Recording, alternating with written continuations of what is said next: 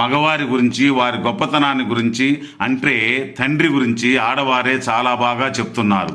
ఆడవారు 300 రోజులు మోసి కంటే మగవారు బాధ్యతగా వారికి నడక దగ్గర నుండి 30 సంవత్సరాల విద్యా బుద్ధులు నేర్పి ఎంత కష్టపడైనా బాగా చదివించి మంచి పిల్లను చూసి పెళ్లి చేసే వరకు తన వారసుని తనకంటే గొప్పగా చూసుకోవాలనే తపన తల్లి కంటే తండ్రికే ఎక్కువ బాధ్యతని చెప్తున్నారు.